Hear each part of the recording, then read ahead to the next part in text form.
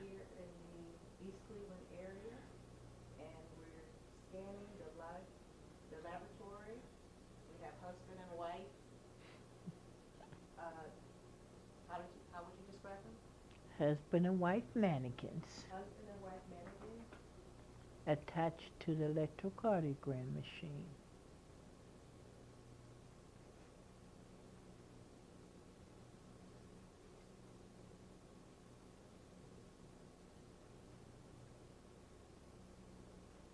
Okay, and what are some of the things performed on this particular dummy? The husband is laying inside the bed here, in the hospital bed. What actually happens, we do a little testing application of my electrocardiogram machine. The electrocardiogram machine is a diagnostic tool for diagnosing heart disease. Initially, when a person is admitted as an inpatient or outpatient of a hospital. The electrocardiogram machine is an electrical tracing, magnetic tracing of the heart, and it will record any waveforms to indicate any abnormality in the heart's rhythm or heart rate. It's what I found useful to me in instructing the program or the course is to administer the electrocardiogram machine and attach it to my husband and wife mannequins first before we actually administer the machine to a person. So the students will get an idea exactly where specific and location to place what is known as electrocardiogram leads that are attached to the magnetic devices or small metal attachments. And it records this within 1 or 2 minutes. The doctor is the one who diagnoses the cardiac disease specifically, but it's the technician who administers the test. We have, as you probably will indicate or view, we have a treadmill. We have also an exercise bicycle.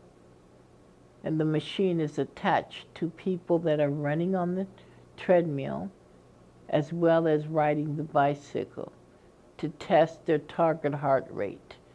It indicates if the person is actually healthy or unhealthy.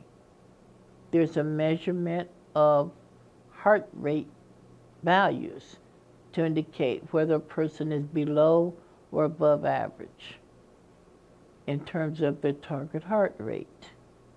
So the exercise lab with the electrocardiogram machine, the treadmill, and the exercise bicycle, these 3 devices are used to diagnose heart disease.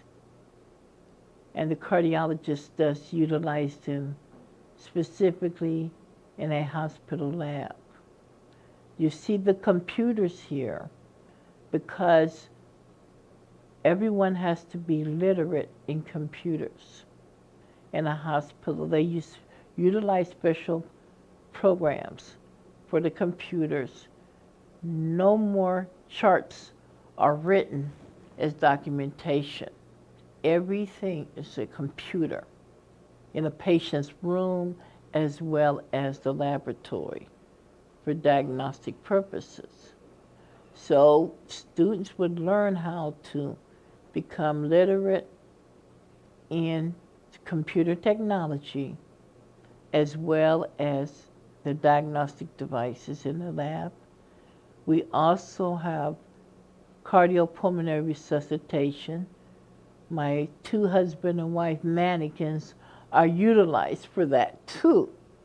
So I actually utilize them as a dual purpose for CPR as well as the application of the electrocardiogram machine. Okay, You're welcome. Okay, part 2 of the session. This happens to be a synthetic arm that's utilized to locate veins and arteries. And as a phlebotomist or laboratory technician, they are instructed to insert needles into a vein to draw venous blood that's used for diagnostic purposes. And this arm feels so real, you know.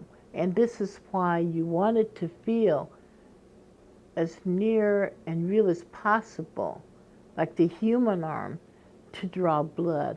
The arteries and veins are synthetic, as well as this arm. So we do train laboratory technicians, or better known as laboratory assistants, to become certified phlebotomists is the term or title used. And the Greater Cleveland Tualatin Training Services is one of the national testing sites for the administration of certification phlebotomy examinations, as well as certifications in electrocardiography, as well as drug collection, as well as insurance, life insurance, physical examiners. So we have 4 certifications, and they're national board exams that are administered here in East Cleveland. We made history because for the last 15 years, East Cleveland, Ohio, Greater Cleveland Tualatin Training Services has had the highest scores in passing for certification out of Northeastern Ohio testing sites. And that's one of the highest honors. Also, it was a recipient of the Pine Sol Corporate Award in 2008 from Los Angeles, California. The Pine Sol Corporation recognized that this service and training in a community has made a powerful impact in the residents of this community of 20,000 people in terms of the population. I have maintained an 85 to 95% job placement rate after training the students in these fields. Also, my hospital affiliations are student affiliations, which students receive hands-on training under medical supervision for these particular professions. Okay, well now which hospitals are your students coming from for your services? They're coming from the Lewis B. Stokes Veterans Affairs at Wade Park Unit, the cardiology department. They've been training there over the last 10 to 15 years. And they have been placed upon certification and the evaluation of the hospital training and the certification. They have been placed in many of the Cleveland Clinic satellite hospitals and satellite clinic centers, as well as some at University Hospital, as well as the Veterans Administration itself. So the major hospitals of students have met the requirement or the criteria for quality training and certification to be hired. The accreditation is a national accreditation, which happens to be the Accreditation Commission International out of Sarasota, Florida. So it is nationally accredited for this program. So I was able to plan, develop, and implement and obtain and meet the requirements of the accreditation, the training, and the student affiliation at the hospitals. Okay, and how long have you had your accreditation? I've had it for approximately 5 years. And it wasn't easy to obtain, but I met the criteria. There are different phases or levels of accreditation you must attain before you attain the highest level. But with the corporate Pine Salt Award, I'm also, in June of 1985, the Honorable Louis B. Stokes actually attended one of my commencement ceremonies, and he was a keynote speaker. And from the results of the ceremony, the proclamations from Cuyahoga County Commissioners, the mayor of the city of Cleveland, and the congressman himself, we were honorably entered into the Congressional Record Book in Washington, D.C. in June of 1985 for the impact of this program in the East Cleveland community as well as the inter-county. Also, it is one of the programs that has been in operation for approximately 25 years, and it's never closed its doors because of the lack of funding. It's not solely dependent on any federal Pell Grant or student loan funding to have its operations to be continued. It has survived the financial crisis of a community, as well as many other programs have really downsized, but it's still here to serve the community. Because of its impact in the community, as well as national acclaim, out of Cambridge, England, contacted me. It was the International Biographical Association. They wanted to enter my program and myself into its publications. So many of the library reference departments and who's who in the world of women, who's who in education, who's who in business, you will find my name. Also in Who's Who in African Americans out of LaSalle, Illinois, as well as the American Society for Who's Who. So many of the Who's Who, about approximately 14 publication of Who's Who's, has my name in there representing my program as the president and founder of it. And I would want to others, leaders, newer leaders or younger leaders of the East Cleveland community to follow guidelines or to following mentoring objectives of my program. That would be my legacy for others to learn and to actually implement or keep things sustained. You know, I have my relatives recently relocated to the East Cleveland area, and I'm mentoring her as well. I have grandchildren and great-grandchildren that I've mentored in other cities and states as well. So the program has had a profound effect on my relatives as well as residents of the community. And I'm grateful about that because there is so much to learn. Learning is a continual process. I'm always looking, investigating, researching newer concepts. Okay, thank you very much. You're welcome. All right. Yes. Ready? Ready. Okay, I wanted to also mention that Mr. Tom Joyner of the Tom Joyner Foundation, in cooperation with McDonald's Community Service Award, did purchase and donate this artificial synthetic arm to the Greater Cleveland Tattoo training, the mannequins that you saw in the bed, and also the electrocardiogram machine. That was my Christmas wish for my program. So they were instrumental in making certain that I was a recipient of this award just in time for Christmas of 2011.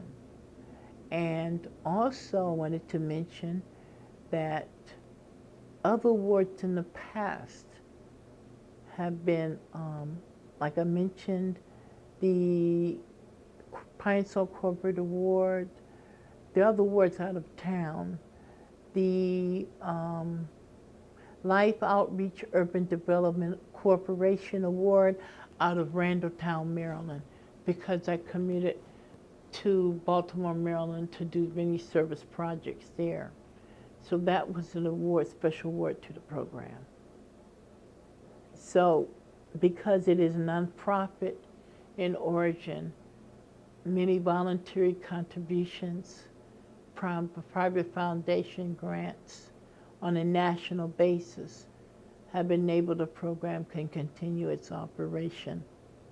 I'm continuously researching the Rockefeller Foundation Center in New York, as well as Los Angeles, California, because the national foundations seem to be more resourceful and in their donations or contributions to nonprofits. I have a tendency not to think out of the box as in terms of not being localized or relying solely upon the local foundations here, because many of our private local foundations are funded by corporations, and many of the corporations have left the city of Cleveland or the county, and because of maybe sometimes a higher tax base, they relocate in another city and state, and they take the foundation money with them. That's why I don't solely rely on local private foundation contributions and really think out of the box or be resourceful on a national level. Thank you. You're welcome. Yes, okay. Dr. Valerie Cooper, Yes. tell me about yourself and your family history. All right. First of all, I'm Valerie Jean Cooper, originally from Akron, Ohio, Summit County.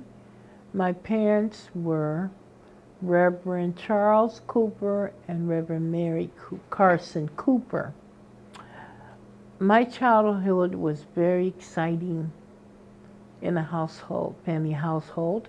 I have 3 other siblings and 1 autistic brother and 1 brother deceased. It was 4 other siblings, I'm correct. And my mother died very young, but she left a legacy. And as I recall, she was a clergy person, one of the few licensed clergy in the state of Ohio in the 1950s. She conducted marriages and funerals. And she was also a journalist. She was a pioneer or trendsetter of Reflections of Life magazine in Akron, Ohio. It was the first African American publication. It was a family magazine, and she utilized us as models in the magazine. And it was very wholesome. She had a column very similar to Ann Landers. She would ask Reverend Mary, and she would answer different questions of life and address any social issues. She was also a poet, and she taught poetry to her siblings. And I'm, for one, as a recipient.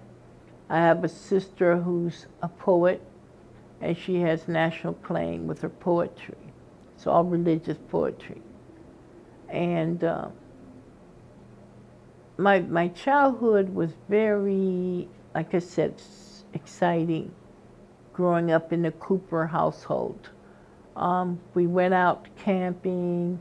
We went out on different trips. My mother would take us traveling with her, even throughout the neighborhood. She planned, developed, and implemented a helping hand network, and for the neighbors in the neighborhood. She would actually collect clothing or any clothing donations. She would also collect food. She had a food bank and a clothing bank out of her home. And we would be the delivery people to the various homes of people that were lacking, especially towards the end of the month if they were on fixed incomes. So she was very instrumental there. And because of her demise, I decided to pick up her mantle and start implementing some of the things she wasn't able to. One, in 1977, 2 weeks after her demise, my first publication came out. It was a Church Nurses Guild manual, and her picture was there with one of her poems. She never lived to see it, but that manual was the first of its type to pioneer into the church setting, church environment, and it was actually displayed at a convention, a church convention in Atlanta, Georgia in 1977. So therefore, I went on to pursue other projects. I was married and widowed, I guess at 42 years old, and I learned to regroup and forge ahead with other lifelong projects to get through the grieving process. I am a graduate of Thomas Edison College out of Trenton, New Jersey, with a bachelor's in social science, a magna cum laude, also my master's degree in social sciences from the University of Pittsburgh in Pittsburgh, Pennsylvania, with magna cum laude, and then my doctorate in social research development from Union State University and College in Cincinnati, Ohio. Now, I did receive scholarships on a bachelor's and master's level. They were academically. After 1979, I was have actually relocated to Youngstown, Ohio, and I was the executive director of an agency called the Gilliam Family Services. And during that time, I was contacted from the White House, Washington, D.C. Louis Martin was a minority officer of the former President, Jimmy Carter, and he asked me if I wanted to serve on the National Council of Aging to chair that committee, a 2-year appointment. And I decided, well, this is an opportunity.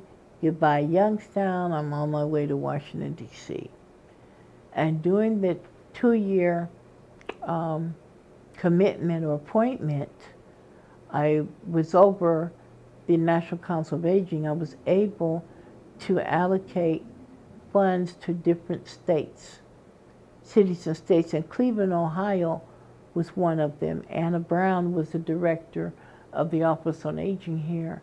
So I was able to meet her, and she invited me to relocate to Cleveland, Ohio in the near future, which I did take her up on an invitation. In 1980, when I relocated to Cleveland, 81 to Cleveland, Ohio, it was the U.S. government wanted me to have a physical exam of my eyes. My vision was failing. And I had opportunity to be evaluated at Cleveland Clinic, and I had surgery, but I was told it would still be progressive blindness. I would be visually challenged from legally blindness to permanent. So during that 15-year window, I decided I was going to change my occupations from the medical field or administration to social sciences and to seminary education. So therefore, I went back to school in 1994 and obtained my doctorate in education. Then in 1997, I went back for theology, my doctorate, and I came out summa cum laude. During the years of 1994 to 1997, I had legal blindness. Ohio could not accommodate my needs. So therefore, I attended the University of Indiana, Richmond, Indiana, the university there, over the Ohio border. And during that time, I had equipment to accommodate my needs at that time, my educational needs. So I commuted there quite often to Richmond, Indiana to school, and I finished in 1997 at the top of my class. I was summa cum laude. And it was a surprise. It was the best kept secret until the degree was conferred upon me. And literally I cried because it was a difficult year for me, and I developed it. And my dissertation was entitled The Manifestations of God to the Unsighted. And what I utilized was the Bible. I had it in very large bold print.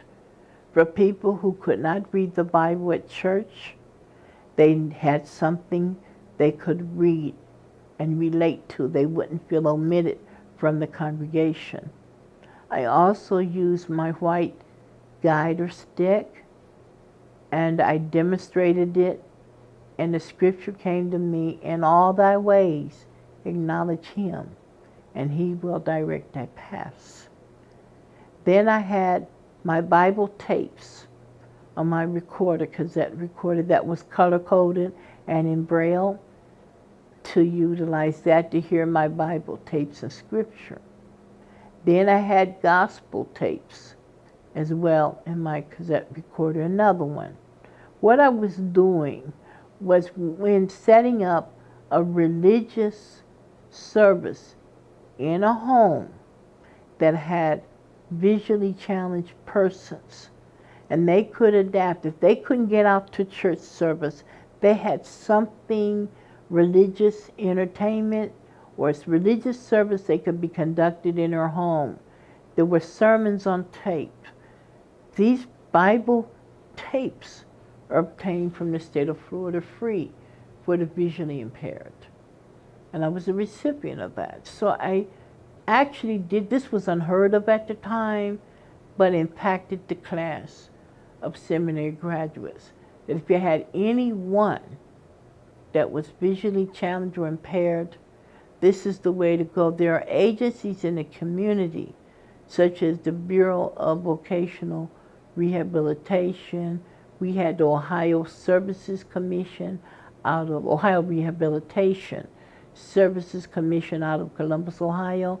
There are state agencies that once you're diagnosed as visually challenged impairment, that they will actually refer you to the Sight Center, and you can go shopping down there for devices that you need, a money counter, a wristwatch for the time, a regular clock, a timer on the kitchen stove, a wall timer clock, a talking scale.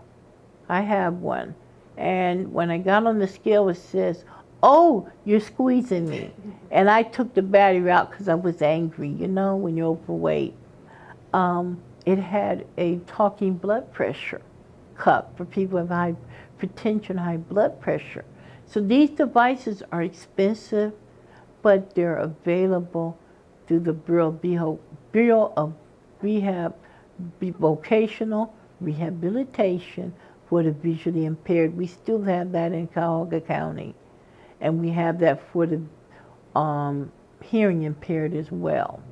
So there's equipment that can be purchased for someone to actually keep them independent, living in the home environment. The University of Indiana produced a DVD that I demonstrated independent living aids for those that are visually impaired and in a wheelchair. How do you live independently? Step by step. I was able to demonstrate it and distribute it to East Cleveland residents free of charge at the Helen S. Brown Center in the year 2007 with that particular DVD. And they also videotaped other devices, like the radio that has all the world's magazines on it. Even the Cleveland Plain Dealer, you turn any time of day and you hear the magazine read to you over the radio, plus to keep you in tune with the politics and religious events all over the world. So I was happy to be able to do that, and for other people too with similar diagnosis or similar problems. After 1997, I did also travel to Detroit, Michigan, whereby I did grant research and devised a grant for the late mother of civil rights, Rosa Parks. And my ordination was delayed because I was there. But when I returned back to Baltimore, I received my ordination as a clergy and my license also as a clergy. So I am Ohio licensed as a clergy to conduct marriages and funerals. Right now it's still current. Then in 1998, the University of Indiana, along with the Seminary College, conferred an honorary degree in humanities for my work that I've done in Baltimore, Maryland, Linton, Indiana, and also New York, and New Jersey. Now, speaking of your family history, I've heard that your father influenced your decision. Yes, my father was a male nurse at a state psychiatric institution in Northville, Ohio. He was also supervisor at the B.F. Goodrich Company. And because my mother had cardiac disease, my dad maintained 2 jobs. But he used to bring home his nurse's notes, nursing medical terminology, and encouraged me to take Latin in my sophomore and junior years in high school. So I did take Latin because Latin is the basis for medical terminology.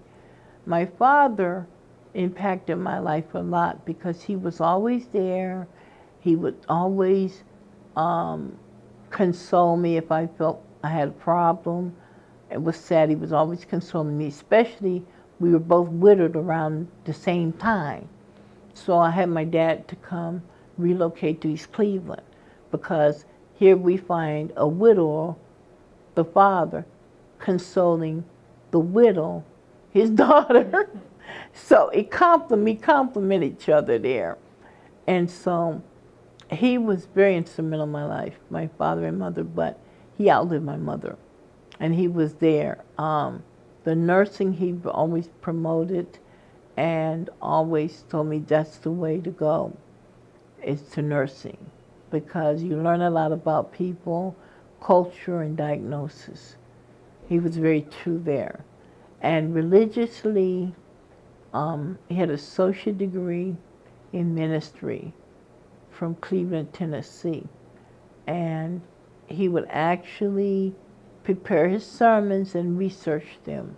I always told him that, complimented him, that he was a walking Bible, you know, because he knew everything in the scriptures.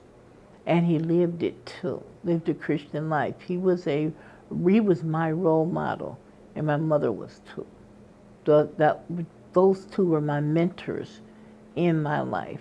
And because of their motivation, and my mother once told me, she said, you're having some visual problems, and if they're not corrected by islands, she said, if you ever go blind, never give up.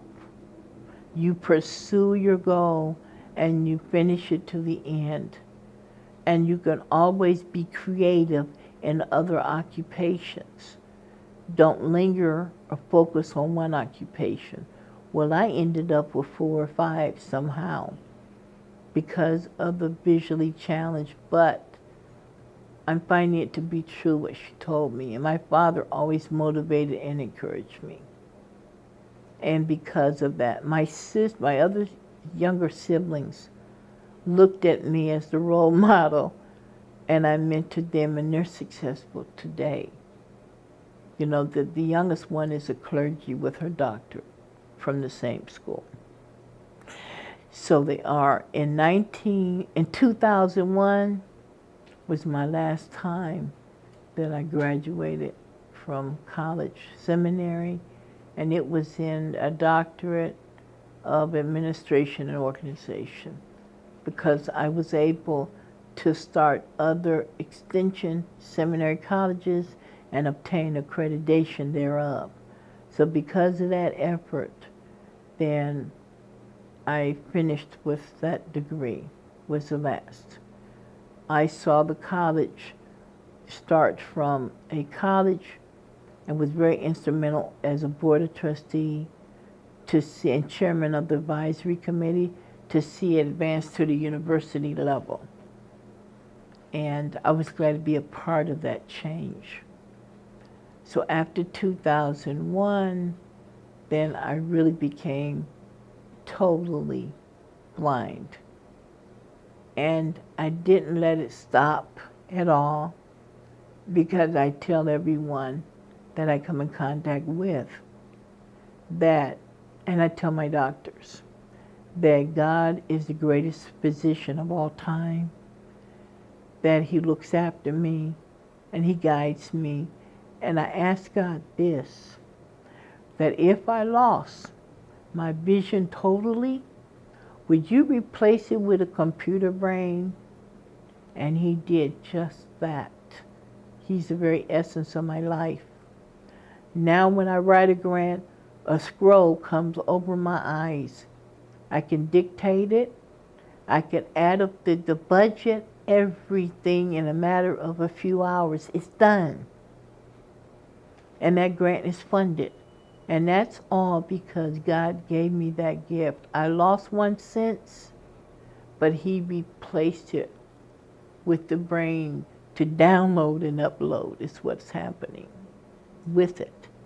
But I'm grateful to be alive today. Everyone has their challenges, physical challenges as well as visual. I'm still here. I'm still enjoying life. And I'm enjoying the things and occupational things that I enjoy doing most is serving God and servicing the people of my community and enabling those to help themselves to move in a more positive direction and to improve the quality of life in people, in their social status, etc. Because now we're in 2012 and we still have a high rate of unemployment. But I still say this, I've heard it on Channel 8 several times. Cleveland looks after its own. When people leave this city, and I did just the visiting, and you'd relocate or you visit other cities, the magnitude of the problems are the highest, that you are ready to come back to Cleveland right away because you have like a haven of rest and you have the resources locally to help people. And that I'm very grateful to. We have the #1 world's Cleveland Clinic here, world hospital here, and research, medical research. When it comes to Cleveland, we have social injustices, and this is by the media. Negative news is being reported, but not the positive news. And I'm hoping that in the very near future, that this will change. The media will actually change its objectives and will move from a negative to a positive mode. For example, when I was a recipient of Pinesville Corporate Award, Pinesville contacted the media, Channel 3, Channel 5, Channel 8, 19. When it was followed up locally, they did not respond. The only person that came out to interview me in January 2009 was Demita Harris from Channel 5. Okay, and why do you think that's so? I think that's so because, for once, East Cleveland, being predominantly African American community, we're the only one in the USA that has its own city. And they have a tendency, the media, to report negative news. And that makes it a social injustice when we have positive. It's an imbalance, a disparity of positivity versus negativity. We get all the negativity of the news that happens here. And it's unfair to the residents, unfair to the educators, the school district, the library, and City Hall. It's unfair. It's going to take the reality and the media, some media, public relations here, to actually, in documentaries, for the word out to let them, before you actually pronounce or announce any negativity, check it out, but also check into the positive things in this community. For example, no one hardly knew that John D. Rockefeller owned this city. The deed was found recently from 1937. He signed the deed over to this city. In the Forest Hill section, you had the Fords, the Rockefellers, okay, and the Vanderbilts lived all in the Forest Hill district of East Cleveland. Euclid Avenue was called Millionaire Road in the 1920s. The Model Ts had photos of that, you know? Okay, it was a wealthy community. The church, the Methodist church located at East Belmore and Euclid, the Rockefellers attended there, you know? So we have some vital history.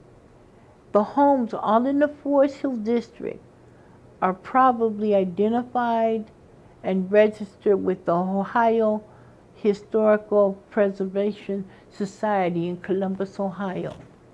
We have a rich history here that's not being really, I would say, announced or really just information distributed in the community about our city.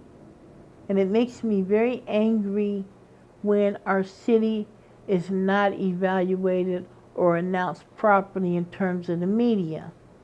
And the media needs to really change that. Those program directors of the media should really change and investigate and research and ask about our community. Show some positive things in the community. The Forest Hills District, and show that one. No one ever says about the graduates of Shaw High School. Approximately 80 to 90% of those graduates attend black colleges. Okay, they go away and they can have their degrees, and they come back and they're, the citizens of the community, educators. They have done high scholastically, on college SAT scores. No one ever mentions, media never mentions that. We have our own East Clayville television that comes out with cable access community service news, mainly the political meetings at City Hall. I would like to see more community service organizations, right, videotaped and all, so they could get a lot of local resources. We have resources here that people benefit from. I love my city. I love the residents here and what they really stand for. And I will never forget East Cleveland, Ohio. Thank you. You're welcome. Okay, Dr. Cooper, tell me about your organization here, your tutorial services, and your fondest memory of East Cleveland. Okay, the Greater Cleveland Tutorial and Training Service is still very active here during its 25th year anniversary, and it's still servicing the community residents. And my fondest memories for entering East Cleveland, Ohio in the early 1980s was that it was under a city manager government. Did not have a city council, and the people were very friendly, very friendly. A lot of the residents that I talked to were from the southern part of the United States, and they brought their southern hospitality to East Cleveland with them, and child rearing with their children as well, instilled values, character and all. When you enter the city of East Cleveland, from Lakeview Cemetery to Free Clinic, there is a difference. The population changes, the people are greeters. It's totally different from Cleveland.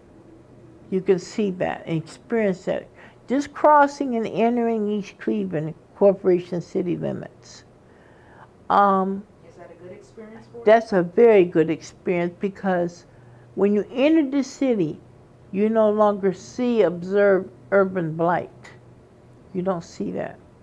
You see new condominiums. You see that there's construction of new homes. You see more businesses. And there are mixed cultures here. Korean, Chinese, Arabic, and African American. When I entered the city, it was totally African American, but we have mixed cultures here now. We have homes that people can purchase, reasonable rate bank rates. We have leaders in the community, educational leaders who represent the best interests of East Cleveland, what direction it wants to take. At the time I entered the city, 1981, the population was 39,952 people. That was the population. Since then, this is 2012, there's been a shift in housing stock, in population. We're now down to 27,000 as our population. And many people left East Cleveland because of financial reasons, unemployment. At one time, we had the highest unemployment rate in the county. And I also saw that the beginning, this was the early 1990s, of welfare reform. As a matter of fact, in 1981 and through 1984, I developed implemented my own welfare reform.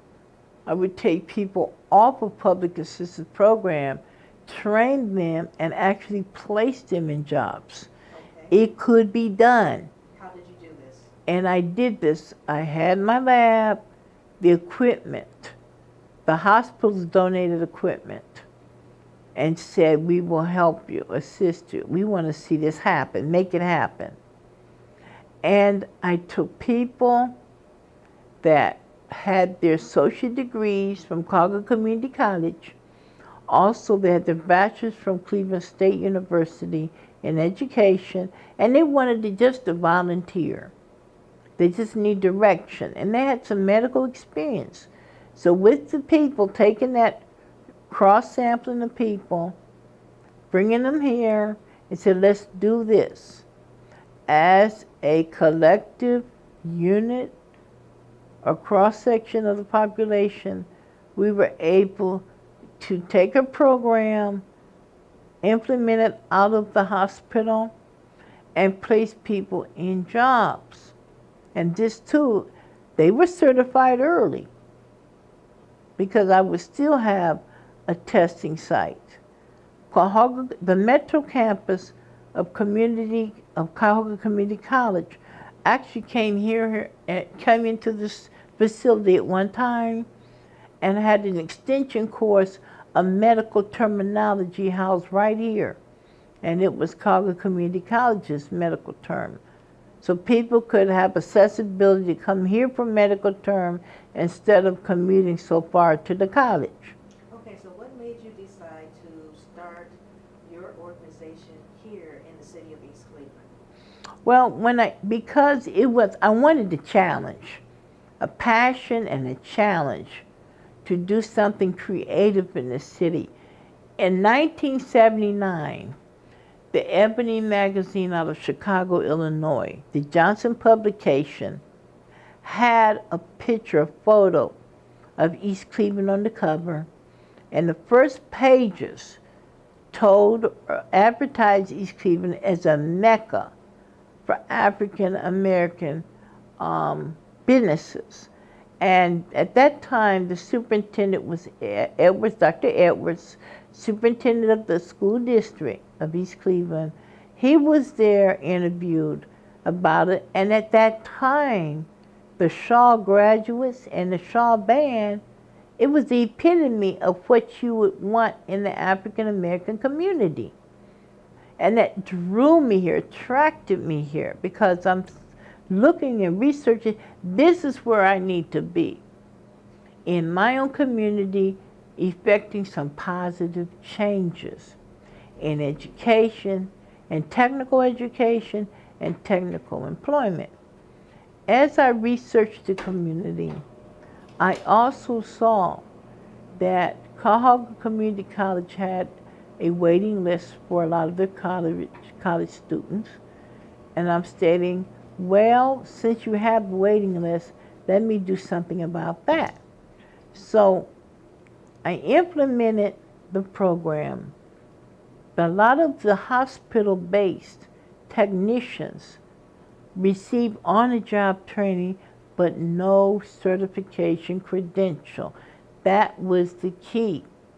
So after planning, organizing, developing, and implementing a viable educational technical program with a testing site and accreditation, that was the key to successful employment. And I knew that I worked 18 hours a day with one bifocal lens, trying to do this myself. And I said, I'm going to keep doing it to meet the criteria, whatever it is. I'm going to be successful at it. And I'm going to stick with it. If it takes me 3 or 4 years, it's going to be done. I'm going to achieve it. Not as myself as personal accolades or anything, But actually, it's a program that was needed in this community because of the unemployment status. So I stayed here and continued on. And many people from the western boundaries of Cuyahoga County as well as the eastern boundaries were actually recipients of the training. Okay, thank you. Mm-hmm.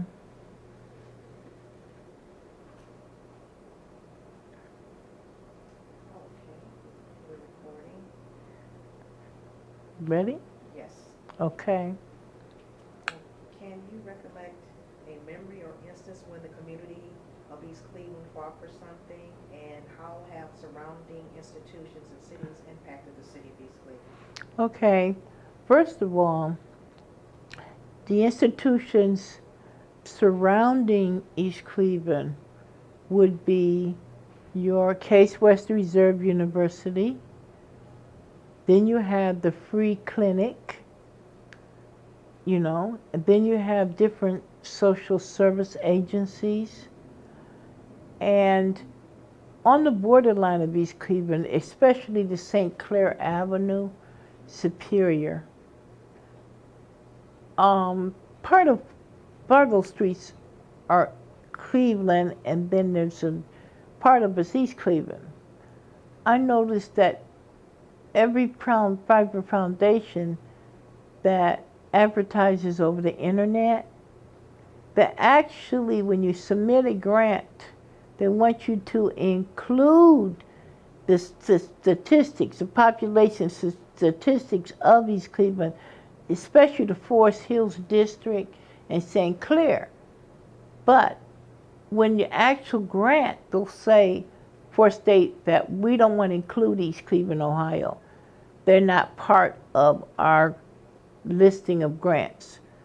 But yet, they utilize our population statistics you need population statistics in order to actually receive the grant funds. Why do they not want to include the city of East Cleveland, although they're using the statistics to receive the funds? They don't want to include the city of East Cleveland. They're selective about the district, like the Forest Hills District, to include their statistics as East Cleveland, as representative of East Cleveland. I still say that it's a racial thing, because I experienced it myself. I submitted a mini grant to the community. It was a community grant, only $5,000, a mini grant for community services. And I had the grant reviewed by colleagues of mine. That grant should have gone through. They even stated, well, you're in East Cleveland, you have to be in Cleveland. So I went over the border for a minute and had another facility. They still called me up, the executive director, and said, oh, regrettably, I made you jump through hoops, but you're ineligible because you still, even though you're based in East Cleveland and you obtained a facility on the Cleveland side, we're still unable. We had to select out of 100 candidates, certain grants. Now, I know for a fact that this particular private foundation grant, it was a mini grant. They had approximately 100 board members. That's ludicrous to have that many serve on your board. And they were selecting, I felt they were selecting friends or colleagues. It was based on friendship and actually their contacts. It was not based on my merit. I had a good program. It was very valid. I know it had an impact on the community. And I know that it was really a racial thing, injustice done to me. It really was. Because after it was reviewed and evaluated by private colleagues in the field, I knew that grant should have been. But because like I said, it was racism, I received a Dear John or Dear Sally note like it wasn't selected. So, the same year, this was in 2008, early part, maybe March of 2008. In October 2008 of the same year, the Pine Saw Corporate Awards saw it, that it made a national impact. So if they evaluated the program and saw how it impacted its residents, why couldn't this local community's charitable trust see it? That's when I compared the two and realized it made it a racial project. It was a racial and discriminatory in selection. That compact, I was informed later by the director, they chose food banks, clothing banks, and homeless shelters. We have so many homeless shelters in Cuyahoga County. Not a one of them addressed the job objective like I did. And yet I was declined. But I didn't let it stop me because I didn't appreciate the clause that, oh, I'm sorry I made you jump through hoops. Oh no, I don't jump through hoops for anyone. And I won out in the end. And the only thing I did was to actually respond to the note card I received in the mail about the decline of funds, that I received the national award, corporate award, that thank you and no thank you, I did not need their funds to operate.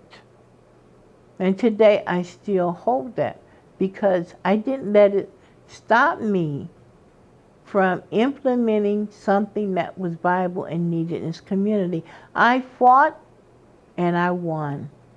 And it was a national award and not a local one from Cleveland.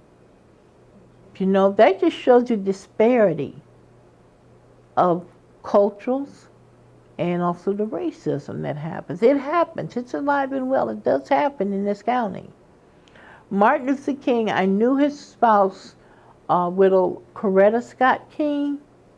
Martin Luther King stated this upon arriving to Cleveland, that Cleveland, Ohio, he found the racism is number one in the northern part of Ohio, northeastern part of the United States. Cleveland was ranking as number one for racial inequality, and also Chicago, Illinois was number two.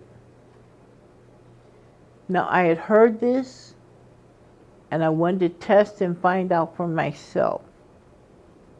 And when you're dealing with the private foundations of this county and dealing with people and different franchises, I am very cautious. And like I forestated, I do not depend on local funding, charitable trust, or private foundation. I deal with the national spectrum of grants and funds such as that. It would be nice to be a recipient of local, but I pursued the national, and that's where I am today. Very successful with it. Yes, I am, and I'm happy about it because it's still helping people to achieve their goals. I didn't accept the decline and give up because somebody or someone didn't have a vision or was not a visionary, such as myself. And based on the merit of the program, it was not about politics. I didn't have, political, I didn't depend on political backing. It wasn't politics, it wasn't religion. It was about business and doing the right thing. Now, how many students have you placed through the Greater Tutoring? From 1983 up until 2012, I would say between 2,000 and 3,000. That's a lot of people. Okay, now what is your vision for the future of East Cleveland? And tell me about the major issues that you feel, well, you've discussed that address the community, the neighborhood, and the city. Mm-hmm. But more so, what is your vision, and what would you be prepared to do to participate in making East Cleveland's future better?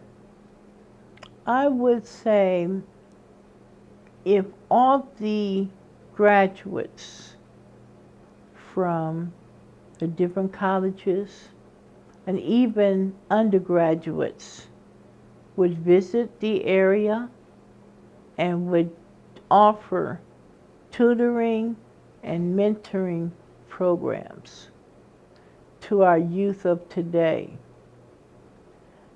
Then there would be our leaders for tomorrow.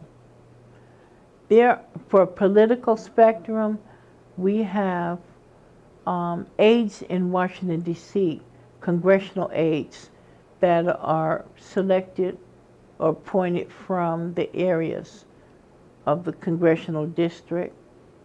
And East Cleveland, Ohio would actually be as a senatorial aide or congressional aide. The youth would to volunteer. That would be a start. And they would rotate each year with a congressional or senatorial aide because they would be familiar with the United States government and its operations and learn more about the politics involved in communities.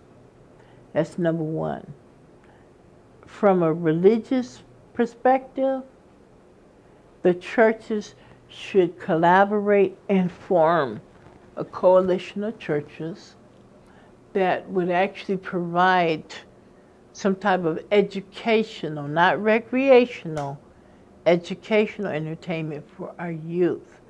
If they need to have reading clubs, tutors, anything to elevate their scores on state proficiency exams, and also for SAT scores.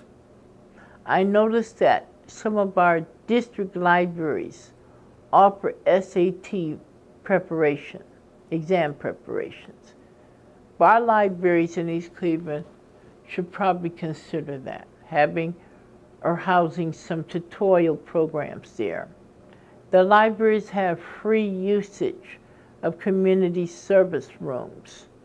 They could be used for tutoring. They can be used for educational programs, short term. We have a computer lab in the library that's accessible. Since we have the medical march that will be here in the near future, and Cleveland Clinic is the center of all many health programs in Case Western Reserve, we should have some more medical training programs in the city of East Cleveland. Shaw High School has the little modules, nursing assistant training, automotive repair, phlebotomy training. They have this. Other communities such as Euclid, Ohio, and Euclid Heights, Ohio, and Euclid, Ohio, they have licensed practical nurses training programs. We need that in East Cleveland. They have it. In their junior year, they have practical nursing programs, and their senior year, they're graduating and taking their Ohio State boards, and they're full-fledged LPN. That's coming out of Euclid, Ohio, and Euclid Heights, South Euclid, in that area. We need that too in our area district. Okay, so the medical field needs to be expanded in the high school? Yes, more. Like Shaw has tried that, implementing it, but I'm talking about the higher levels of medical, like your medical technicians, your ultrasound. We have schools in Middleburg Heights. We have the colleges offering a 2-year program. But the graduates, the undergraduates, really don't make it to that level because they don't have the proficiency in math, sciences. You need the math and the physics and chemistry to pass these type of courses. Now, these institutions offer tutoring programs, but at a rapid pace that perhaps our students can't keep up with it, you know? The students that I have are from Europe. They don't have television over there. They have the internet, and they have to study. They get to school 12 months all through the school year. We have it 9 months. Mine is ongoing 12 months. Because you forget the knowledge or some objectives of the course if you take off 3 months during the summer months. So I would like to see a 12-month educational program. The students attend 12 months without a 3-month summer break in the school system. I would like to see nursing programs implemented out of the senior high school. I would like to see a higher rate or ranking of physics, chemistry, and math majors, because we have a tendency to avoid those natural sciences, to maybe take a liberal arts course in high school, in college, a liberal arts course in college, or education. We don't want the math and the natural sciences, math, physics, and chemistry. And we need to have that, because that is our future, is the technology. What I'm seeing now is the Euclid Corridor project that is coming into East Cleveland area. It was going to be excluded until the former Congressman Stokes and the former Mayor Brewer actually had a meeting with the Euclid Corridor people so that they would expand its boundaries into East Cleveland, and that will be a reality in the near future, as some out-of-state developers will invest in the invest funds in the city of East Cleveland. So there are a lot of economic changes. They are slow, but I think they're going to be actual reality that I would like to see. So really, I'm perceiving or observing East Cleveland as a comeback city. It's what it is, and it's advancing. Every community has its economic crises, it has its unemployment. Every suburb is experiencing that in this county. But East Cleveland always manages to dominate and stay on top, regardless of the negative impacts or negativity it receives from the media. All right. Thank you very much. You're welcome. Okay, we're in record mode. Hello, my name is Hank Smith. I'm working for the Case Western Reserve Social Justice Institute Voicing and Action Program. And I'm here to introduce to you Miss Lynette Ellison. And today's date is September 21st, 2012. Could you tell me a little bit about yourself and the history of your family? Well, you know my name. I'm Geraldine Lynette Ellison. Previously, my maiden name was Johnson. I was born in Cleveland, Ohio. We don't have to mention the year, but December 30th, long time ago.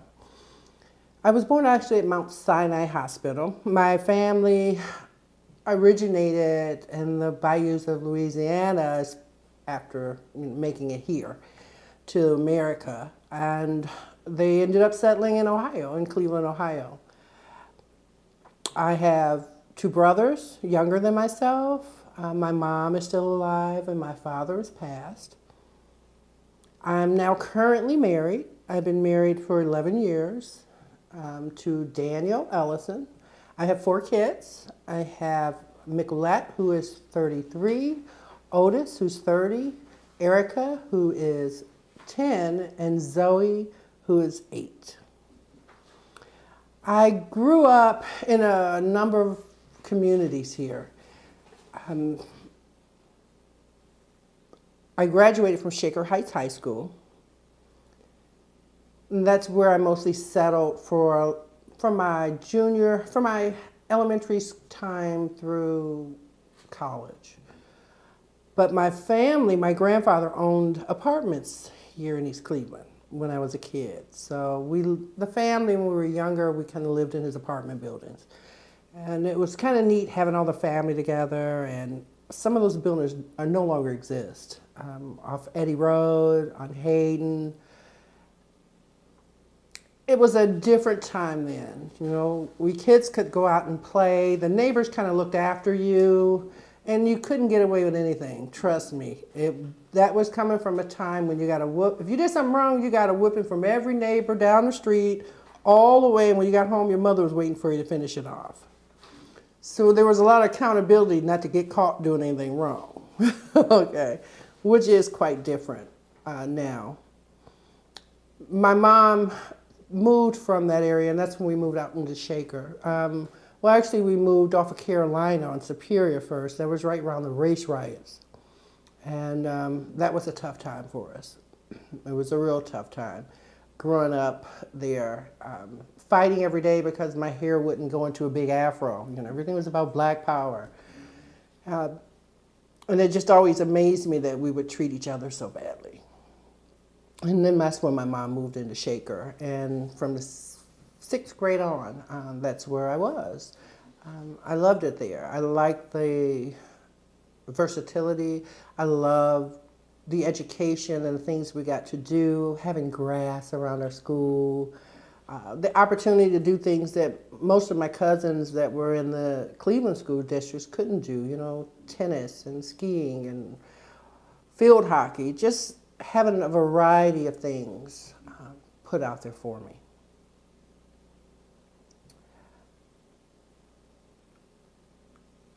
I left Cleveland in '95. I know I'm jumping ahead, but the rest was my wonderful youth that I enjoyed.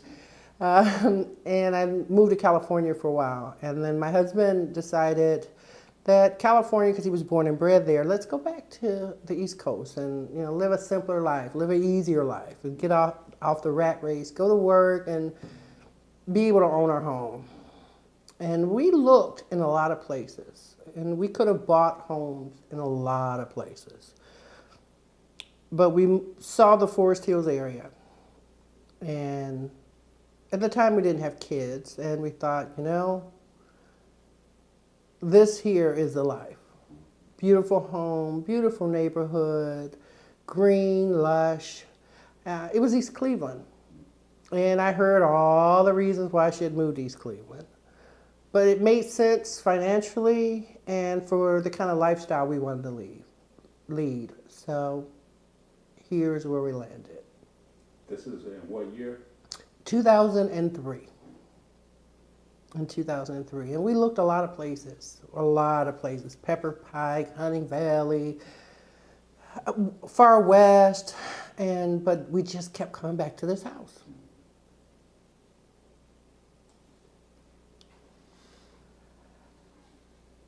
We had 2 kids, which was not in the cards, but we did. Doing that, we realized that we were becoming more a part of the community. Because now we had to go, as they say, down the hill. I learned a lot about the separatism in the city during that time. That the people down the hill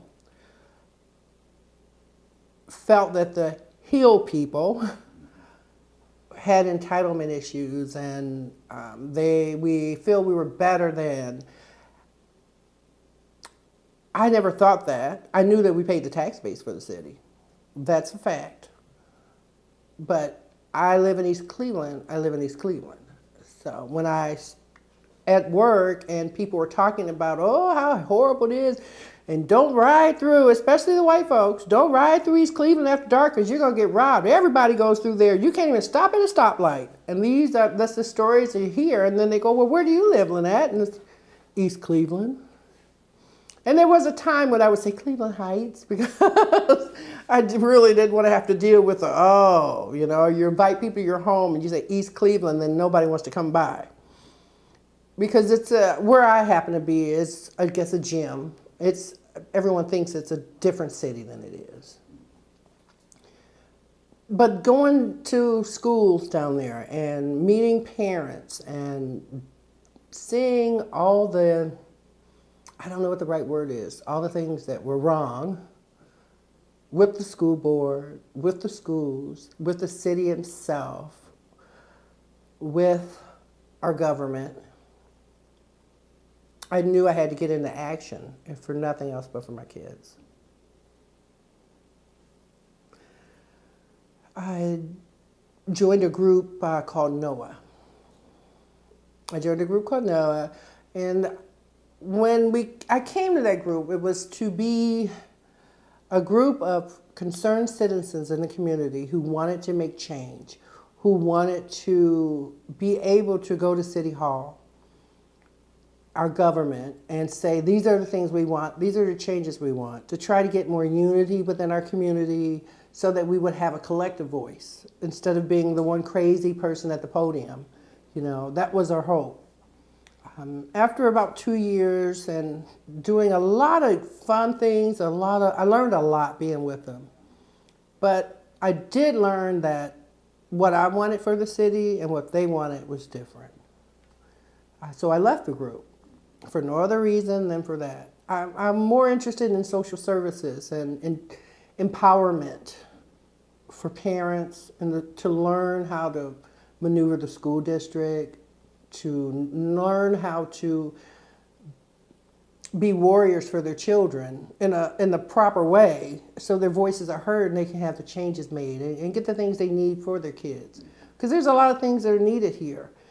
And sometimes they don't necessarily know what's the best for your particular child because the programs they have are geared for the group.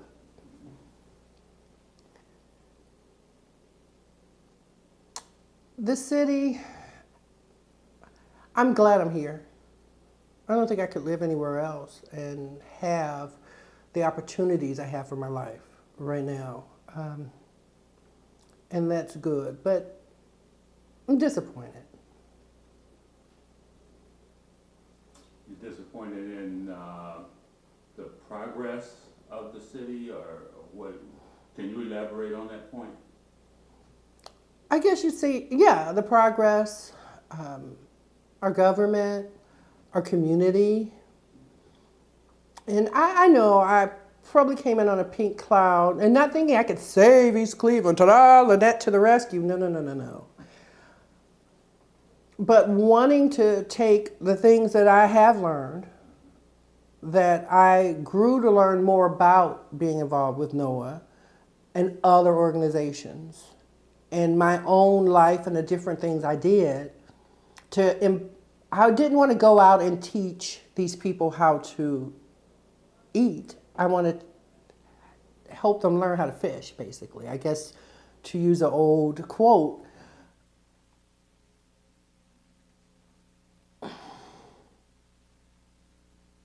we had a mayor not too long ago, Brewer. He may not have been the best mayor. I would have voted for him again. I don't care what he does at home. That's none of my business. It's what you're doing for the city. We had a mayor before him who lived right across the street from me. Lord knows I didn't vote him in. He was here when I moved here. We have a mayor now. And I think there are some things that are going to be positive for our community.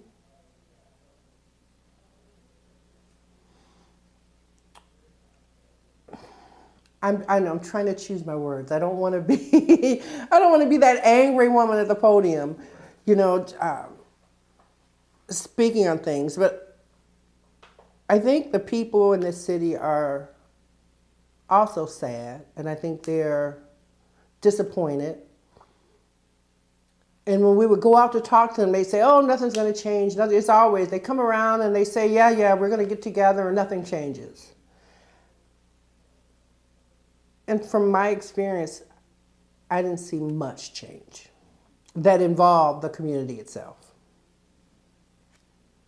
I just didn't, and I still don't.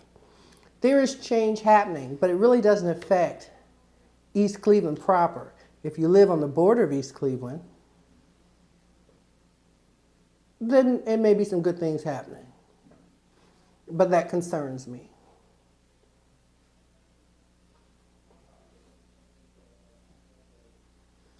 So you're familiar with what's going on with the Circle East and University Circle moving in this direction. Mm-hmm. Is that what you're referring to, that part of the border? Some of it, yeah. That's some of it. The loss of the hospital was big for revenue for the city alone. I understand there was some payout. I don't know I read in the paper what it was supposed to be, but I don't know how that really affects us in a positive way based on the fact that we have such a big deficit. And no, not that I know of, I haven't heard anything about how those funds are coming in and how they're going to be used to better our city. So I can't really speak on exactly how that's going to happen. And I don't have East Cleveland TV, so who knows? It could be out there in the stratosphere, but there's nothing been written, I believe, that I've seen to tell me how that's going to go. And, it's nice to redo old homes that need the love and needs family. And I don't care if you're white, black, blue, or green. That's irrelevant to me. My problem was that these homes that could be purchased and redone and these tax abatements and all these things that will happen were not available to the people of the city who stood by the city. Now, maybe it's changed since I have been out of that circle. And maybe it has. I don't know. But as far as I know, it hasn't. And my understanding is in those new apartments and those new homes, you need to be an employee of the University Circle area, doctors, teachers, whatever you may be in the University Circle. Then you are able to buy those homes and get those tax cuts and all these great things. And yes, we need new blood, new money in our city. We need more of a tax base in our city. Yes, I'm not denying that. I just have a problem with the people in the city not reaping some of the benefits of this. I'm disappointed that a lot of abandoned homes were taken down in that area. Some were taken down in other areas, if you yelled loud enough, but not enough were taken down. We were told 300 in a year and a half or 2 years, and I think it's 75, and it's been 4 years. At least 75 on paper that I knew of last 2 years ago. And I believe most of any overage were done in that University Circle area, where buildings and things were taken down so they can build the new condos. And I guess for me, that's a problem. I would have loved to have been able to see people who've lived here forever, own their homes forever. They can't move. You're not going to get as much money out of it as you need to move anywhere else. So why would you sell? Because you can't afford to live anywhere else. So tear those abandoned buildings down next to those homeowners that are there. Even if you can't do those blocks and blocks of apartments, make those people who live here, who stood here, who stayed here, feel more comfortable in the space that they live in. So yeah, that disappoints me. It disappoints me that the city, the school board, and the community, I'm not saying the community is, innocent in this, just won't step up. Just won't say what they want to say. And say it loud enough and long enough, and understand that you don't have to, saying it once isn't going to get the job done.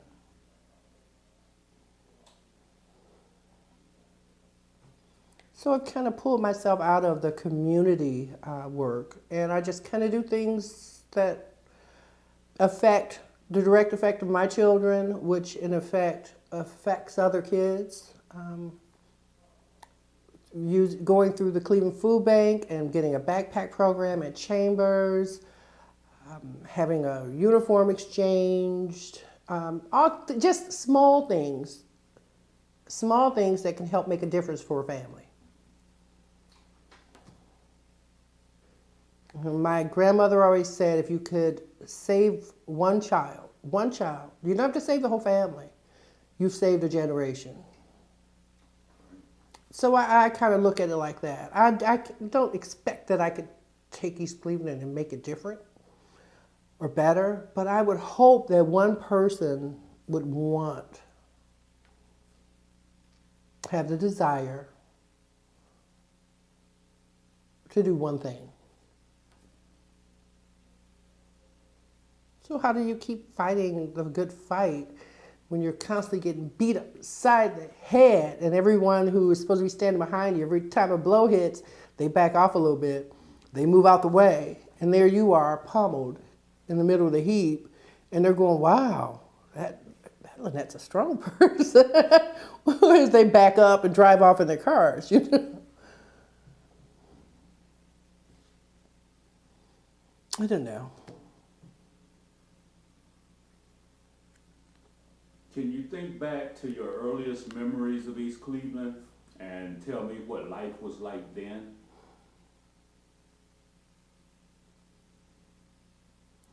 On the building my grandfather had on Hayden, I was down from, I don't remember the name of that bar, not far from Holyoke. It's not there anymore. And my grandfather lived in the front apartment, and my aunt lived in the apartment behind him, and my mom was upstairs. And there was a lady across from us. And I remember this woman would leave her kids and be out. And we would all be on the front porch, the brick porch there, and her kids would be on the porch in their diapers. And I always wonder why nobody ever did anything. You know, I was young. I didn't really know you're supposed to call the police or, 696 kids, I don't think existed then. But I remember my aunts and my grandparents would feed those kids and change those kids' diapers. They wouldn't go in the house. They'd just reach over on the porch and change their diapers. And neighbors who lived in the building or next door to our apartment would bring food or sandwiches to the kids. That's a happy thought. Even though I know it may sound pitiful, this woman left her kids there alone. They were babies. I'm talking really young kids on their own. But the fact that community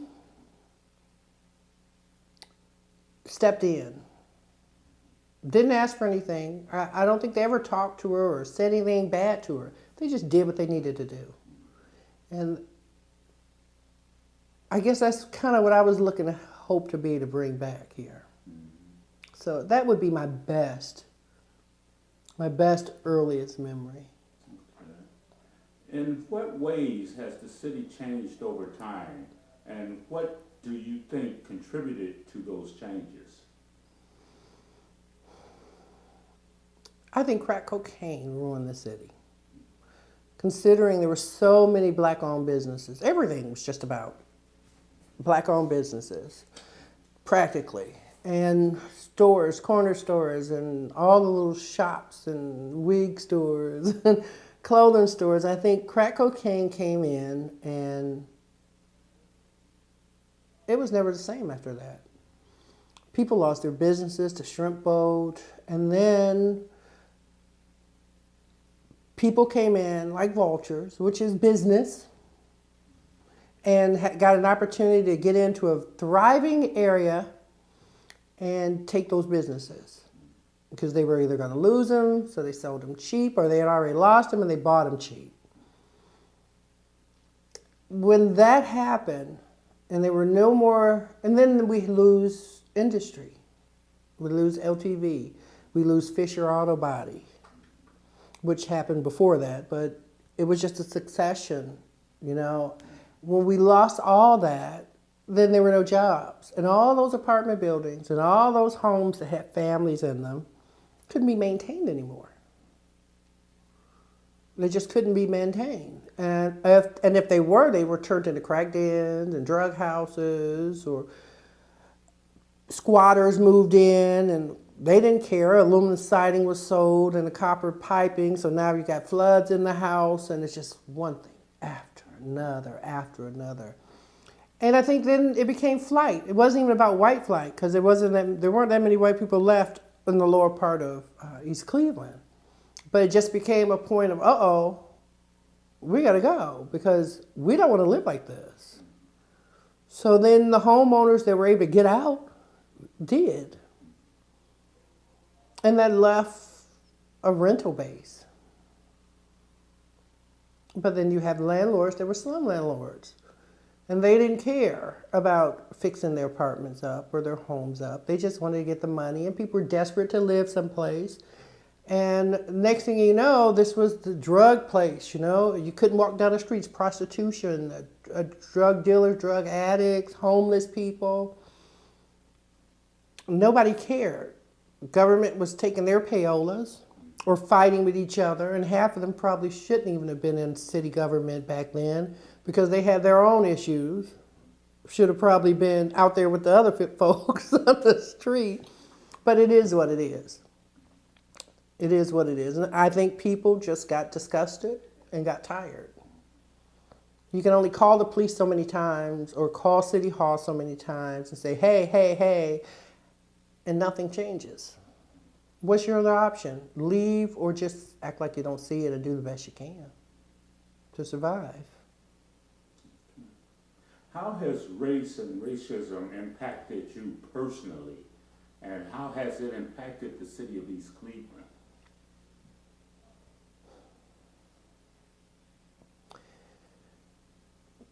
Personally, well, my husband's white, so I'm in an interracial marriage. And, excuse me,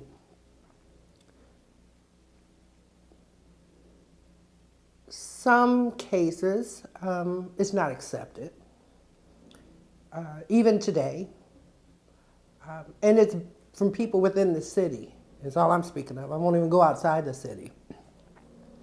That black woman with that white guy, oh, she thinks she's white now. Oh, she's, oh, that's how she got on the hill. Okay, whatever. How about I went to work every day? Okay, for a long, long time and saved up to do it. It doesn't impact me in a way that would cause me to run, because I do what I want to do anyway. I don't really give a flying flip about what somebody thinks about me. That's your business, it's not mine. What people think about me really isn't any of my business. Plain and simple. I do my best to live my life, to raise my children, to be open, to be loving, to accept everybody, no matter who they are, for what they are to them. Bad people are bad people to you. There are some bad people that are just bad people, mind you. But on the whole, because one person doesn't have a good experience with that person doesn't mean you will. How it's impacted the city? I think that comes mostly from the outside. I don't know if you ever read the blogs on the Cleveland.com, and you hear, and at work, places at work, you hear white people making all these statements about East Cleveland should be burned down. It should just be put a fence around it and keep all the druggies and the killers and the baby rapers all locked in that city. And that's their opinion. Mind you, they don't come this way. Not that Parma's doing so much better either, okay? And I wonder if we even perpetuate the lie sometimes. But I won't necessarily say that we perpetuate it. I think that's just the way this country is built right now. If you're walking around with your pants hanging down around your butt, and you're walking around in your pajamas and do-rags, and you're not speaking English that anyone can understand, and I'm not going to say proper English because I'm none's teacher and I don't always do it right, but speaking in a way that other people can understand what you're saying, allowing your home to look the way it does, with trash on the outside. I don't care what the inside looks like, that's where you live. But cleaning the front of your home, then you perpetuate a lie yourself. It doesn't take that much time to pick up the trash in your front yard. It doesn't take that much time to plant a flower, or put a pot on your porch.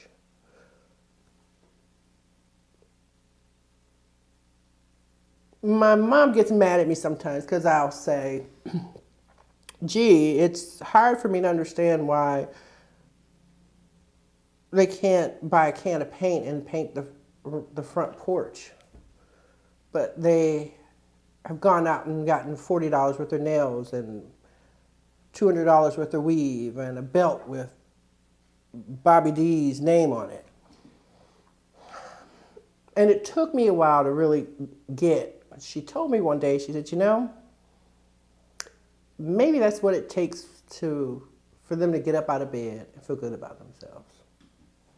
When I look at it like that, I go, okay, she's right. Maybe that is what it takes, just to feel good about yourself. And I guess I just see it, I see it different. For me, it's different. It's family first, my home, my community. Not to say I'm selfless, because I'm far from selfless. But there are things that are more important to me than what my outside is, or that my nails are done, or that I have, the Coach bag on my arm. But those are choices I make. And I guess I wonder, I know I shouldn't wonder, because the truth of the fact, if you weren't taught to know any different, you only know what you know. You can't see till you can see, and you can't know till you can know.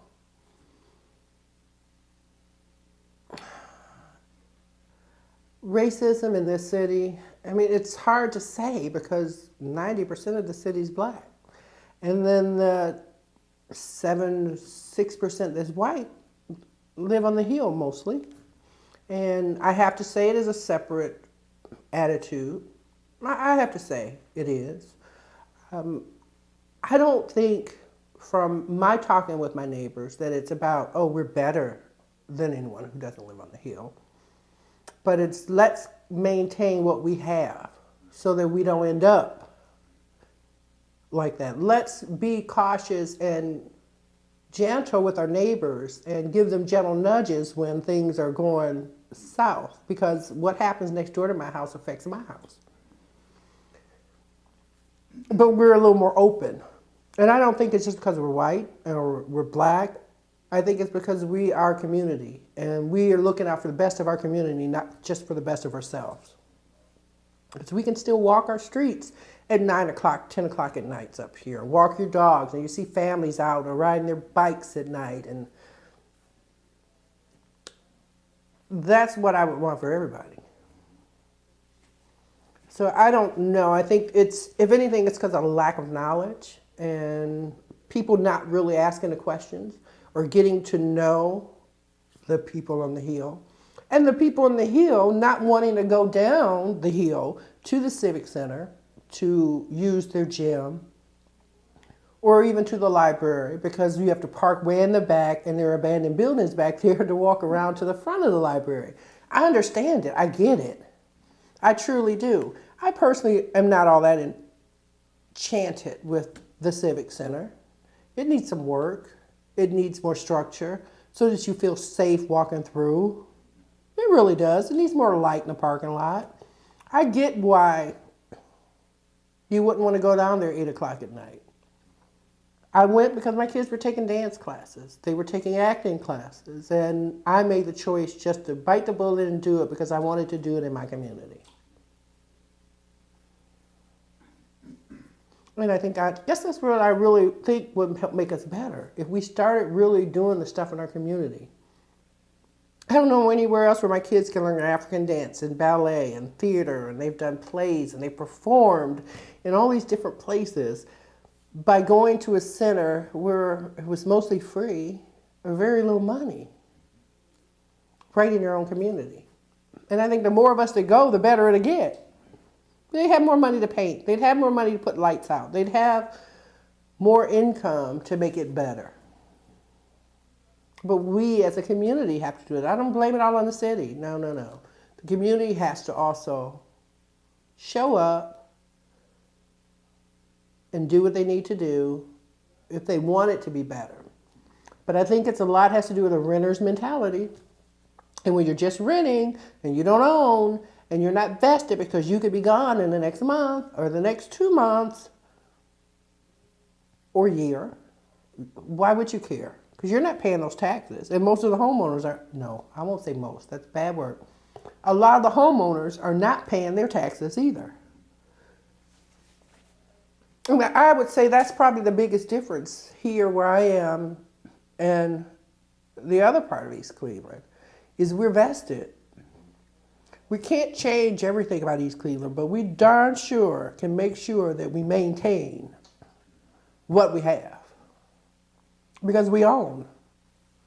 The ratio is way different to renters up here than it is on the other part of East Cleveland.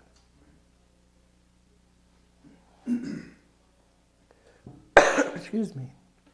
How has inequality impacted you personally, and how has it impacted the city of East Cleveland?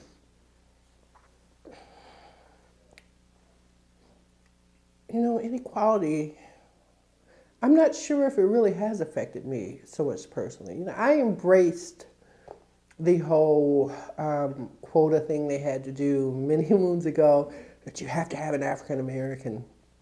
I was always blessed that I usually was the only African American, and I filled a couple of bases for them. I was black, I was a woman, and I was older. Hey, they got 3 in one shot, you know. For me, it always worked out. Maybe not so much for other people. I know things are a little, I can be treated differently in certain places based on if I go alone or if I go with my husband and my mother-in-law. I would say that. For East Cleveland, inequality, see, that's a tough one because I think there's a lot of stuff out there that could benefit us. The inequality, and I don't know if that's even the right word, I think it's our government that we've had in East Cleveland for the past 20 years that have been bad, that have been wrong, that have taken advantage. Some, not all, some have really taken advantage of the community, the funds that came into the community, the things that could have happened for the community. And this goes back at least 20 years, if not more. Probably more. That's what's wrong, in a nutshell. If our government were not infighting with each other so much, and this is ongoing. This is not just the new mayor in office. I'm not trying to say, oh, this is just happening because Gary's in office. No, no, no, no, no. This has been tradition, it seems, in this city for many, many years. That's the problem. That's what causes the inequality. Because the more they don't do, the worse off the city becomes. And then it starts to look like the sore festering that no matter what anybody sends in or tries to give to make it better, it doesn't get better because nobody's taking the pill. Nobody's taking the shot. They're collecting all the medicine, okay? They're putting it to the side because, you know, I might need it myself or, hey, there may be a better good. I think that's the biggest problem.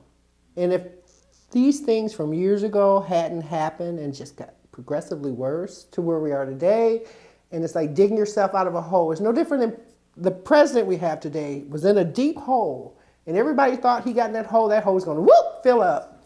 No, it's not going to happen that way. But we still have to change. We can't continue to do the same thing and expect different results. So inequality, I think, is not the right word for that for me. It's lack of thinking the community first. Now, at one time, East Cleveland had a form of government that was called city management. Mm-hmm. And then it changed over to the council administration. What did you think about that change? Or do you think that was a better idea? On paper, it probably is a better idea. I think on paper it is. Once again, even from before to now, everybody was doing what they wanted, that was best benefited them for their future jobs, for the future jobs of their friends, families, and the payola and the favors they had to do. In a perfect world, the way the city government is set up, it should work. You have a group of people who live in the neighborhood, who represent their neighborhoods, speaking on behalf of their neighborhoods to the person in charge of that group who takes it to the mayor, is the way it should be. It's not like that. It's chaotic. My ward person has never knocked on my door. And as far as I know, they definitely haven't left a flyer on my door saying, hey, so, so no, I think it could be in a perfect world the way it was written to be. It should, but everyone is worrying about what the next person is doing, and you can't do this unless you get our permission, and I can't do this, and I can overdo. We can't get anything done. We can't get anything done because nobody wants to be the person without the good idea, it seems. I'm not on city council, so I don't know. But it appears to be if somebody has a good idea, somebody else is going to veto that idea. And that's a problem. We can't get ahead. Can you recollect a memory or instances when the community fought for something? Can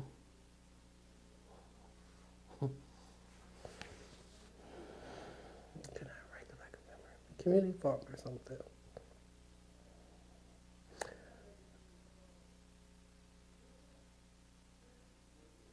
No. I mean, I was a kid, when I was much younger, so I don't recall then. And in the 10 years I've been here, the red light, but they even gave that up. They even gave that up. No. And I think that's part of the problem. There is no fight anymore. There just isn't.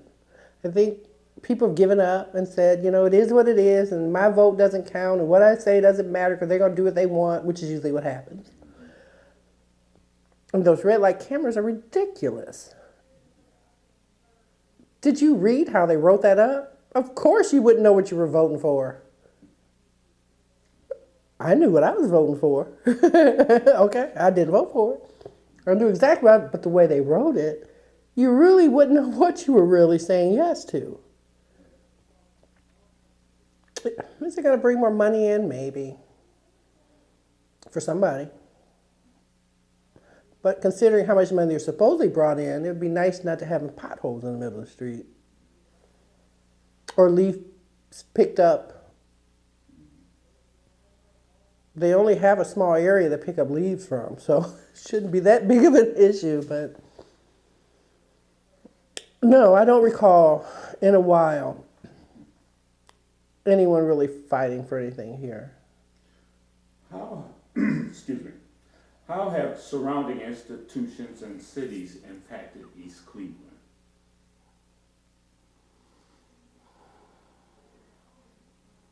I think Cleveland Heights thinks of us as like a little canker sore. They put up with us here because, we keep our houses nice. Cleveland, nobody wants to touch us. I mean, really, they don't. I mean, it's, pretty foul. They got to pick up a lot of mess when they pick this place up. And I think University Circle is jumping in on a dying well and biting off little pieces. Will it be better for the city? For some. I don't know if it's really impacted. You can look at a lot of the cities surrounding us and you could see a little change. And it may not be like the Taj Mahal, but you can see the change. You can see the camaraderie at the meetings and the block clubs they have and how they come together. You just can't see that here. You have small groups of people that get together, but they just can't seem to make it work together. I don't think the other cities that were impacted by us at all. They decided, you know what, Euclid said no more alcohol being sold from this area to this area. That keeps everybody from East Cleveland from going into their area to buy liquor. Okay, so nobody's going that way anymore. You go the opposite way toward downtown, there's not much for you to go to. So everything is right here in your little center. We don't even have a grocery store that's viable. Last time we went to Coney's and we bought, some ranch dressing, came home, my daughter read it, it was dated like 2009. I mean, come on. This is the markets by us. You go and have fresh meat sliced. I thought I'd give them a try. Fresh meat, what can you do? It's a fresh ham in the deli section. It was full of this like white slime. This is what they're selling, but if you don't know what it's supposed to look like, you're gonna go home and eat that.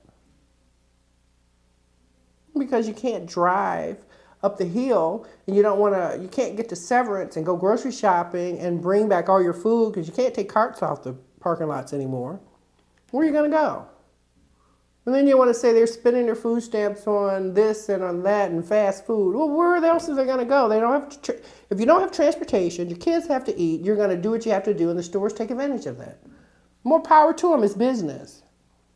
But we're doing the best we can. Why don't we have a grocery store here? But trust me, I think in another year or so, university keeps doing what they're doing, we're going to have Trader Joe's, Whole Foods, banks. Everything's going to be coming up this way because all those doctors they need the store. They're not going to Coney's. So it'll change. Well, what is your vision for the future of East Cleveland? And tell me about the major issues that need addressing in order to better your neighborhood, the community, and the city. Wow, that's a lot. Let's see. My vision or what I believe could happen, maybe two different things. My vision would be for this city to get its stuff together, get its crap together, stop the infighting, for the people to get off their butts and put somebody on city council in the mayor's office that really is working for their benefit, not looking for their next job in the Senate or Congress or in Washington, or looking to move from city council to mayor. Find somebody who's really about the people so that we put the people first. We put the community first, put the schools first. We need more control over who is our superintendent. And that comes by hiring the board members. We have to put the right board members in there that are going to hire the right person. Same with the library. We got a school board that's pulling people for, it's just, everything is just so intermeshed. So I would like to see more autonomy, separate voices, collectively singing. I don't think that's going to happen. I believe within 5 to 10 years, well, I know they can't do anything with the Hill till 2019 because of the 100-year deed on this ground up here from Rockefeller. I envision them sectioning it off, and the Hill will belong to probably Cleveland Heights. East Cleveland will probably be a village if it exists, because everything from Superior down will be University Circle. That's what I see.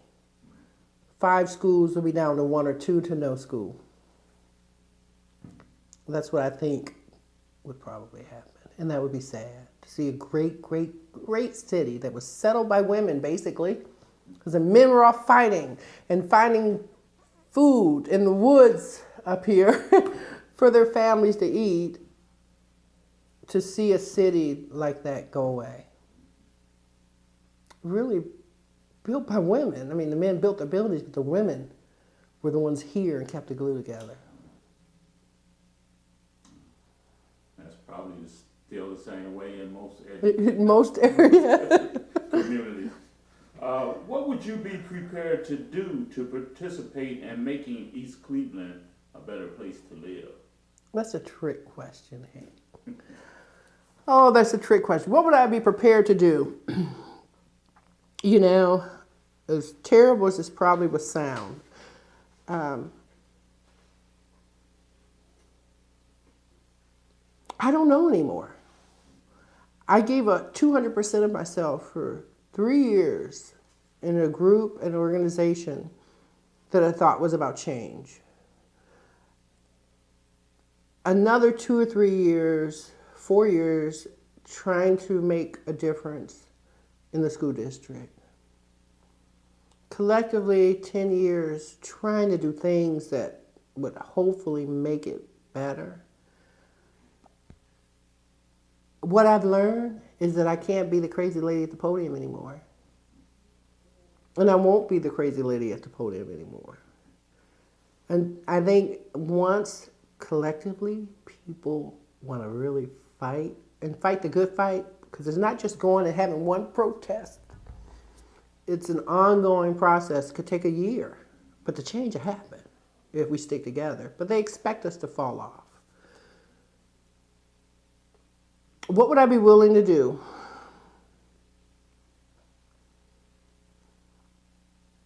That depends on government, and that depends on the people mostly. It depends on the people. Yeah, one voice can be heard, but one voice can also be drowned out. And it seems to work that way here. So I suppose if the right opportunity came around, the right cause and reason, I could probably be coerced to get on board. But I really can't say now, the way this city sits right now, I'm tired. And I took a lot of time away from my family and kids. And that can't happen for nothing. For something, yes, but for nothing, no. Okay, well, thank you very much for your time. I appreciate all the input that you had for this interview. And again, I want to thank you. Thank you. You're welcome.